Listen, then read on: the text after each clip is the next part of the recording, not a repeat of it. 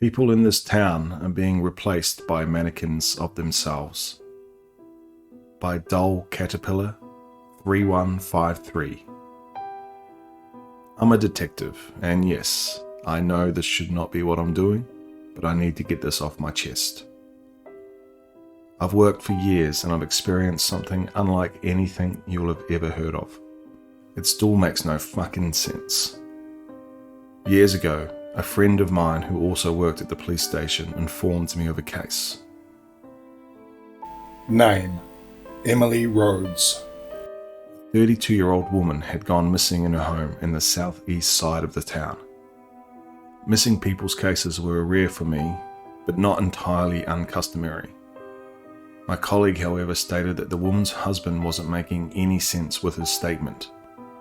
Me being me, I decided to go and see this man for more clarity on the event, though it wasn't my case. I approached the door of the man's house and knocked firmly. What greeted me was a slow, uneasy opening of the door and a middle-aged man who looked like he hadn't showered in weeks. I told the man that I'd heard about the disappearance of his wife and wanted to ask a few simple questions.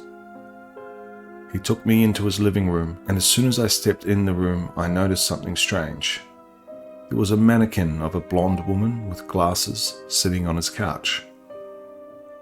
I tried my best to ignore it and sat on the single-seated couch adjacent to the mannequin.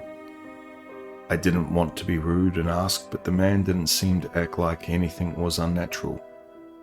The man made us both a cup of tea and came and sat right next to the mannequin. "So, when did your wife go missing?" I queried. "It happened 3 days ago. I tried to look for her myself and I couldn't find her anywhere. On the morning she went missing, I came downstairs and I saw this mannequin here. It looks just like her. I don't understand what's happening. Where is my wife and how did this get here?" I looked into the eyes of the mannequin and something felt really off about it. For something that was mostly just plastic, it looked extremely human-like. I felt very confused about the situation initially. My rational mind then started to click. In an attempt to make sense of the encounter, I assumed the man was crazy. The mannequin was perhaps some sort of coping mechanism after losing his wife who left him. I explained to him that we would try everything in our power to find his wife, and that we would try to follow any leads that came our way. Shortly after leaving the man's house and his creepy mannequin, we did all the regular searches in the local area to find his wife. Sadly, we found nothing, not a single trace. A few days pass and another case falls on my lap. Name: Kevin Sanders. In this instance, a 14-year-old boy is reported missing. I thought this was just another missing persons case until I read more details about the report. It stated that on the morning of his disappearance, his mother tried to wake him up for school. She entered his room and repeatedly said his name. No answer. She could visibly see a lump in the covers, so she knew her son was there.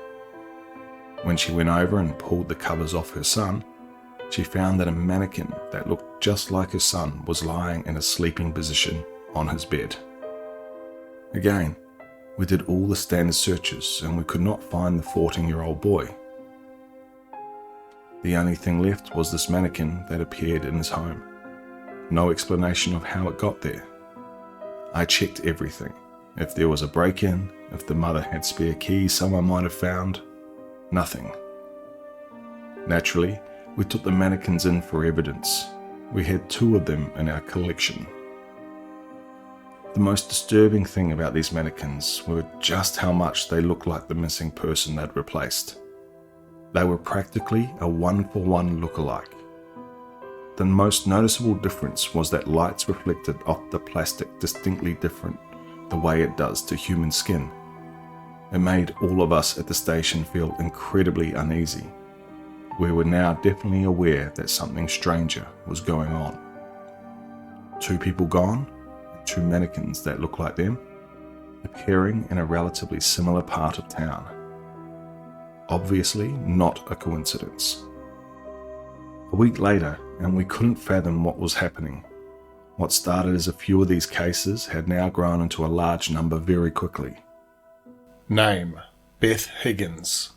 72-year-old woman reported missing by her family. A day later, the mannequin that looks just like her was found sat on a bench of the local park that she used to visit frequently.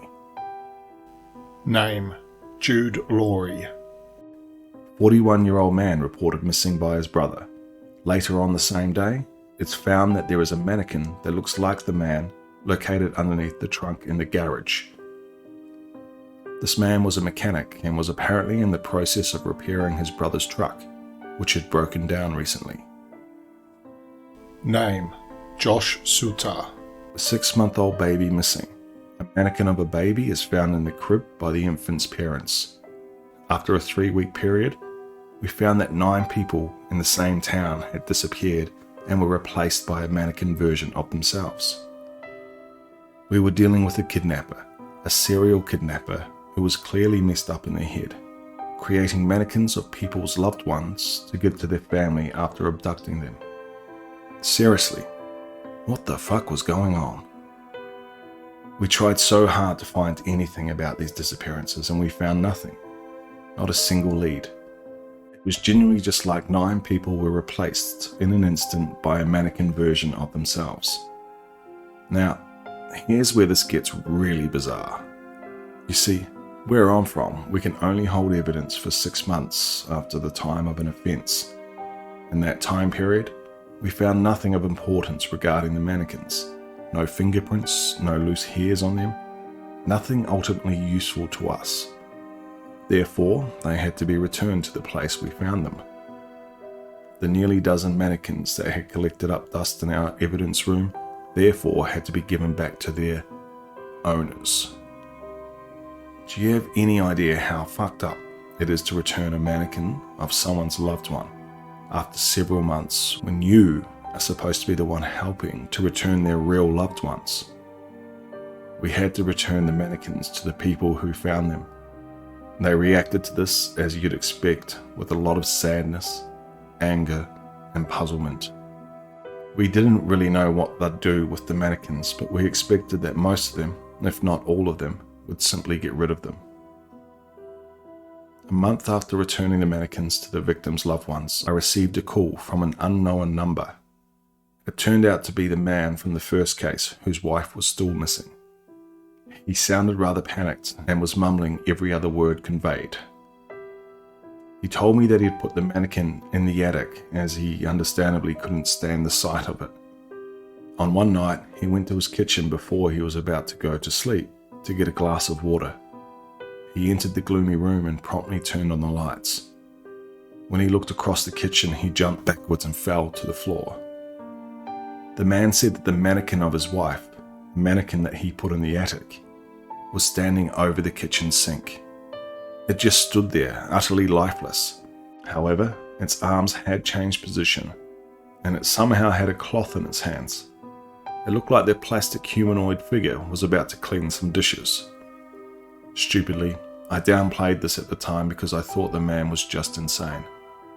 When I visited him, everything about his mannerisms told me that this was the case. A day later, I get another call. This time it's from the mother of the 14-year-old boy who informed me she did something similar with her mannequin. It was put away in the garage with the intention of destroying it as it reminded her of her missing son, which made her extremely depressed. Over time, she'd forgotten that she'd even received the mannequin again, and she almost never went into the garage for anything. She came home one evening and opened the door to her lonely house.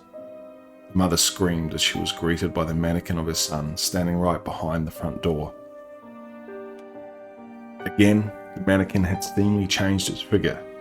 The mother said that when she opened the door, the mannequin of her son was stood in the open hallway pointing directly at the door, directly at her.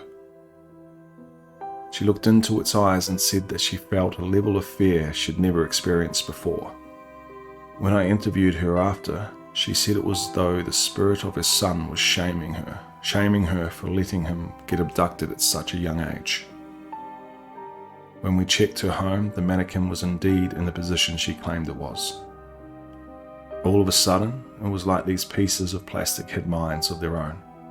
Multiple people from previous cases said that the mannequins of their loved ones were moving on their own accord. In the police station, we now believe that the kidnapper, after many months of inactivity, had returned to yet again mess with the loved ones of the victims. This was a trend in the actions of this deranged psychopath. One of the people said to us that they were in the kitchen making a late evening meal. Halfway through making some chicken teriyaki, they glanced over at the open door to the living room. To their horror, they saw the tilted head of the mannequin of their own sister peering around the doorway. The only thing they could see was the head of the mannequin leaning around while the rest of the body was concealed. It was like the mannequin was menacingly watching her sister cook this meal. This made her scream and run out of the back door before she told us about this. The last call of the week was perhaps the most dangerous and unsettling of all the stories we heard about the mannequins. Remember the brother of the mechanic I mentioned earlier? He too found that the mannequin of his brother was moving around their home when he wasn't looking. It scared him so much that he took the mannequin outside and tried to burn it. Burning plastic isn't exactly effective. However, he was able to completely disfigure the mannequin and left it in tatters in his garden. During the night, the man awoke in his bedroom and felt something poking against his chest. He reached over to his bedside light and turned it on with the flick of a switch. The man yelled and frantically pushed as he ran out of his house with only his pants on. The man claimed that when he had turned the light on, he saw the mannequin of his brother standing over him in his sleep. The mannequin that was previously left in tatters was somehow completely repaired. It had a knife going through its hand and was holding it against the man's chest. The scariest thing was the reported facial expression of the mannequin. You see, the mannequins all had a tone-deaf expression, as you'd expect. When the man had turned on the light, he said that the mannequin had lowered its head and looked directly into his eyes with the knife on his chest. It didn't have a tone-deaf expression. Instead, it displayed an emotion of anger. The man saw the plastic face of his own brother looking down on him, as though he despised him more than anything else in the world. Almost like it hated the fact his brother had tried to burn the mannequin and wanted revenge. We knew that we needed to take the mannequins back into evidence as soon as possible. The cases were officially being reopened, but before we could do this, all of the mannequins, on what appeared to be the exact same day, disappeared. They were never seen again. We had just set up a variety of plans to catch the kidnapper too.